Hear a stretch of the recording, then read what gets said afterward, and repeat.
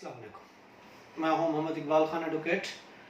आज हम आपको बताएंगे कि स्टम्प पेपर पर प्रॉपर्टी ख़रीदना कैसा है। Purchasing property on stump paper आज का टॉपिक है, purchasing property on stump paper. देखिए, बहुत से सबसे पहले तो मैं आपको बता दूं स्टम्प पेपर की कितनी किस्में, क्या वैल्यू होती है, ये हम एक अलहदा उसमें डिस्कस कर चुके हैं, आप वहाँ से देख सकते हैं। अब आपको ये बता दें कि स्टम्प पेपर पर अगर कोई प्रॉपर्टी हम सेल एग्रीमेंट करते हैं, सेल एग्रीमेंट करने के लिए देखिए आजकल जो रेट गवर्नमेंट का चल रहा है स्टम्प पेपर का, वो 500 का सेल एग्रीमेंट के लिए 2019 तक का जो गवर्नमेंट ने ऐलान किया है, तो वो 500 रुपये का है सेल एग्रीमेंट के लिए। स्टम्प पेपर की पहली बात तो ये 500 की वैल्यू होनी चाहिए।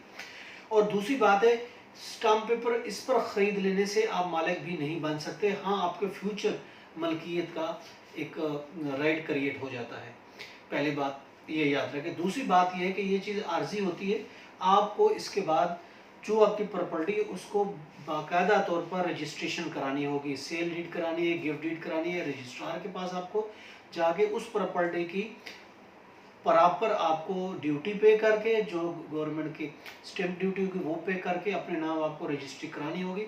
चाहे कन्वेंस डीड कराएं, चाहे आप गिफ्ट डीड कराएं या रिलिक्विशमेंट डीड कराएं, जो भी कराना चाहते हैं आप वो कराएंगे। उस वक्त तक इसकी कोई हैसियत नहीं रहेगी।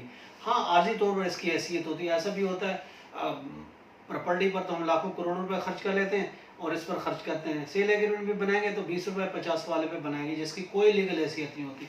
और आपको बता दें 500 इसकी लीगली है, सेल एग्रीमेंट की 500 के स्टैम्प पेपर बनाएंगे, वो भी एक चीज़ आर्जी है। उसके बाद आप डायरेक्ट उस प्रॉपर्टी को अपने में ट्रांसफ़र कराएंगे, जहाँ जिस मकबे की रजिस्ट्री कराएंगे।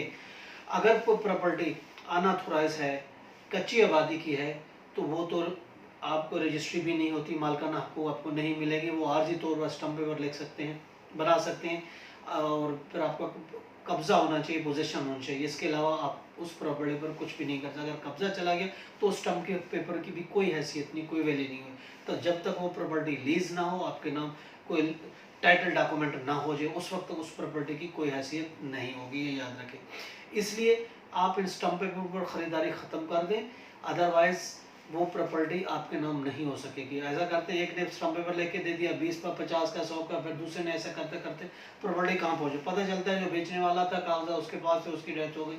बाद में लिटिगेशन होती है, बहुत से मसले मसाइल आ जाते हैं, लिमिटेशन आ जाती है, बंदा नहीं होता तो प्रॉपर्टी आपके नाम नहीं हो पाती।